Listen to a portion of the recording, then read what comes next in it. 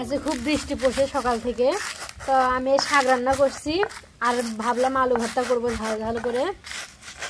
তো বৃষ্টির জন্য আমি শাক রান্নাটা আপনাদের মাঝে শেয়ার করতে পারি নাই, তাই ভাবলাম ভর্তাটা করি এবং খাওয়ার ভিডিও আপনাদের সাথে শেয়ার করব। মরিচ ভর্তাটা আমার শেষে এখন পেঁয়াজ দিয়ে দেবো, বেশি করে একটু পেঁয়াজটা দিব, কারণ আলু ভর্তার মধ্যে পেঁয়াজটা বেশি ভালো লাগে। তাহার তলে পড়লে মানে ফ্লেভার আসে, একটা স্বাদ বেশি হয়। দিব সরিষার তেল, তাহলে তার কোনো কথাই হবে না ভর্তা।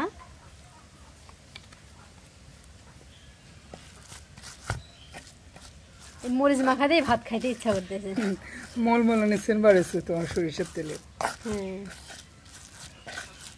তো এতটুকু ভর্তা তো লাগবে না মরিচ, তো আমি সামান্য একটু তুলে রাখবো, শাক দিয়ে মেখে খেতে ভালো লাগবে। আলুগুলো আমি দিয়ে দিব।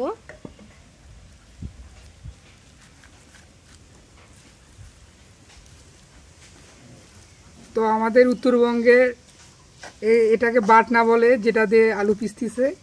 আবার হচ্ছে সুমির হাতে যে জিনিসটা আছে ওটার নাম হচ্ছে, এটার নাম হচ্ছে আপনার কি বলে, পিসনি। তো আপনাদের কোন কোন জেলায় এই জিনিসটাকে কি নাম বলে জানাবেন কমেন্টে, নাকি বলো?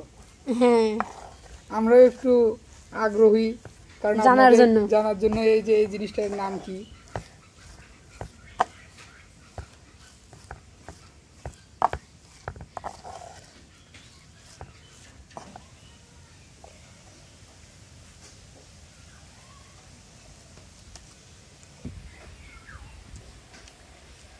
সবই ঠিক আছে।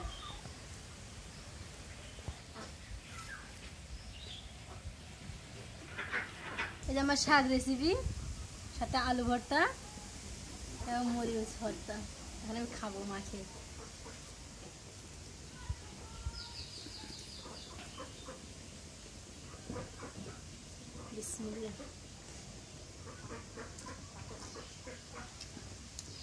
বৃষ্টি ভিজে সকালবেলা গরম গরম ভাতের সাথে আলু ভর্তার শাক, সেই মজা। আজকে অনেকদিন পর ভালোই বৃষ্টি পড়লো, তাই না? হ্যাঁ, অনেক বৃষ্টি আর খুব বাতাস হয়েছে।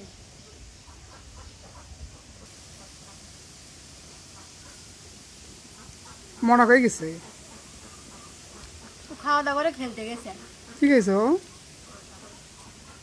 কলাতে মুড়ি খাইছে এবং ভাত খাইছে। ও তাহলে তো ভালো খাবার খেয়েছে। হ্যাঁ, সকালবেলা খিদে লাগছিল ওর খুব, কলাতে মুড়ি দিয়ে খাইয়ে নিছে। তো ও তো খাইতে হচ্ছে, ও তো সালাম দিতে পারলো না। তো আপনারা সকলেই ভালো থাকবেন, সুস্থ থাকবেন। আসসালামু আলাইকুম। আর আমাদের ভিডিওটা কেমন লেগেছে কমেন্টে জানাবেন। সকলেই ভালো থাকবেন।